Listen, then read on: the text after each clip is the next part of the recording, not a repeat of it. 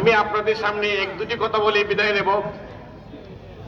বর্তমানে যদি আপনারা দিরাই সাল্লার উন্নয়ন চান, তাহলে শিশিরমণির বাইকে ভোট দিয়ে 12 তারিখে ব্যালটের মাধ্যমে আপনারা প্রমাণ করে দিতে হবে যে আমরা দিরাই সাল্লার মানুষ, একজন উজ্জ্বল নক্ষত্রকে আমরা হাতে পেয়েছি।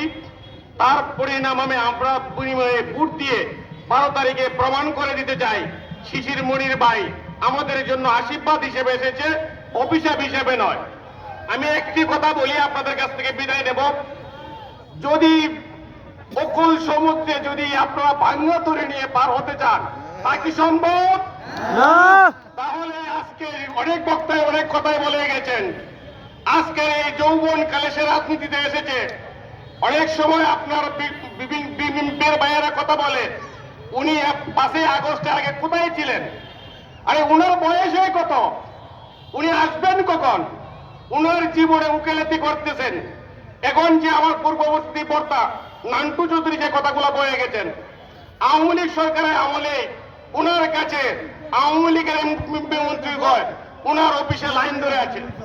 তাহলে দিরাই সাল্লায় এসে আপনারা অযথা বিভ্রান্তি সৃষ্টি করে কোনো লাভ নেই। আমি আমার ব্যক্তিগতভাবে বলি, আগামী 12 তারিখ নির্বাচনে দল মত নির্বিশেষে হিন্দু মুসলিম আমরা ভাই ভাই হিসেবে আগামী 12 তারিখ প্রমাণ করে দেব যে দিরাই সাল্লাহ আমরা উজ্জ্বল নক্ষত্র পেয়েছি, তার বিনিময়ে আমরা সংসদে প্রেরণ করতে চাই। আপনারা কি সবাই একমত? আমাদের বিশ্বাস আটগাঁও ইউনিয়নের যাই যাই কিছু কথা বলুক না কেন, আটগাঁও ইউনিয়ন থেকে শিশিরমণির পায়ে জয়ের মালা নিয়ে আস্তে আস্তে আপনাদের সামনে অগ্রসর হবে এবং বিপুল ভোটে আটগাঁও ইউনিয়ন থেকে নির্বাচিত হবে। ব্যক্ত করেই আপনাদের কাছ থেকে বিদায় নিচ্ছি। আসসালামু আলাইকুম, আদাব।